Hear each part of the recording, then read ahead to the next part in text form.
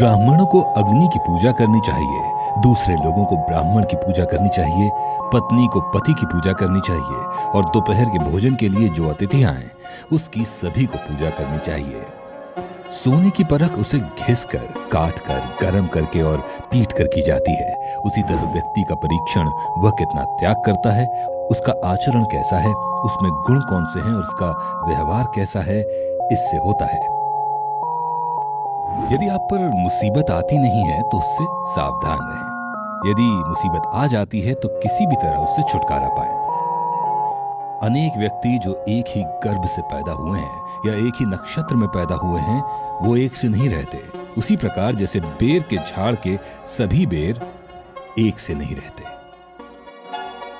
वह व्यक्ति जिसके हाथ स्वच्छ हैं, कार्यालय में काम नहीं करना चाहता। जिसने अपनी कामना को खत्म कर दिया है, वह शारीरिक श्रृंगार नहीं करता। जो आधा पढ़ा हुआ व्यक्ति है, वो मीठे बोल नहीं बोल सकता। जो सीधी बात करता है, वो धोखा नहीं दे सकता।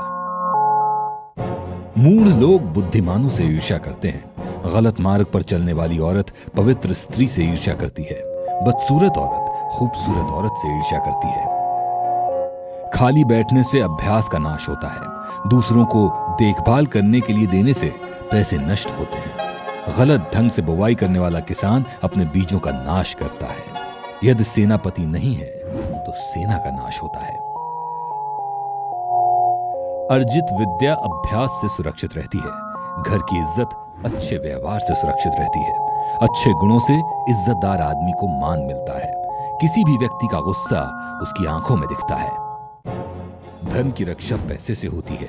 ज्ञान की रक्षा जमकर आजमाने से होती है। राजा से रक्षा उसकी बात मानने से होती है। घर की रक्षा एक दक्ष गृहिणी से होती है। जो वैदिक ज्ञान की निंदा करते हैं, शास्त्र सम्मत जीवन शैली का मजाक उड़ाते हैं, शांतिपूर्ण स्वभाव के लोगों का मजाक उड़ाते हैं, बिना किसी आवश्यकता के दुख को प्राप्त होते हैं।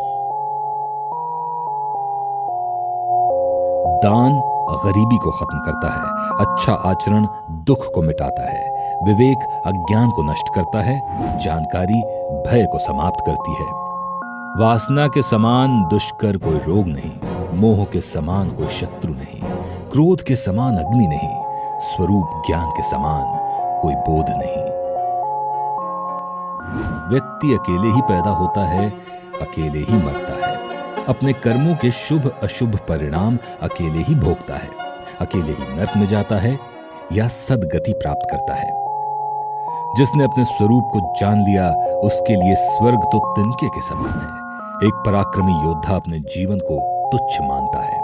जिसने अपनी कामना को जीत लिया, उसके लिए स्त्री भोग का विषय नहीं। उसके लिए संपूर्ण ब्रह्मांड तुच्छ है, जिसके मन में कोई आसक्ति नहीं। जब आप सफर पर जाते हैं तो विद्यार्जन ही आपका मित्र है। घर में पत्नी मित्र है। बीमार होने पर दवा मित्र है। अर्जित पुण्य मृत्यु के बाद एकमात्र मित्र है। समुद्र में होने वाली वर्षा व्यर्थ है। जिसका पेट भरा हुआ है, उसके लिए अन्न व्यर्थ है। पैसे वाले आदमी के लिए भेंट वस्तु का कोई अर्थ नहीं। दिन के समय जलता दिया व्यर्थ है। वर्षा के जल के समान कोई जल नहीं। खुद की शक्ति के समान कोई शक्ति नहीं। नेत्र ज्योति के समान कोई प्रकाश नहीं। अन्न से बढ़कर कोई संपत्ति नहीं। निर्धन को धन की कामना, पशु को वाणी की कामना, लोगों को स्वर्ग की कामना, देव लोगों को मुक्ति की कामना।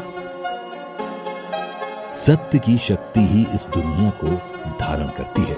सत्य की शक्ति से ही सूर्य प्रकाशमान है, हवाएं चलती हैं। सही में सब कुछ सत्य पर आश्रित है। लक्ष्मी जो संपत्ति की देवी है, वह चंचला है।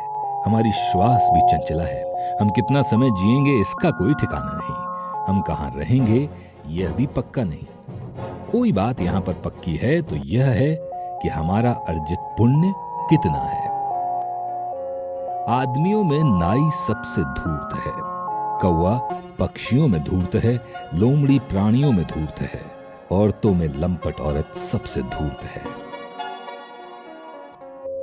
ये सब आपके पिता हैं, जिसने आपको जन्म दिया, जिसने आपका यज्ञोपवीत संस्कार किया, जिसने आपको पढ़ाया, जिसने आपको भोजन दिया, जिसने आपको भयपूर्ण परिस्थितियों में बचाया। इन सबको अपनी माता समझें। राजा की पत्नी, गुरु की पत्नी, मित्र की पत्नी, पत्नी की मां,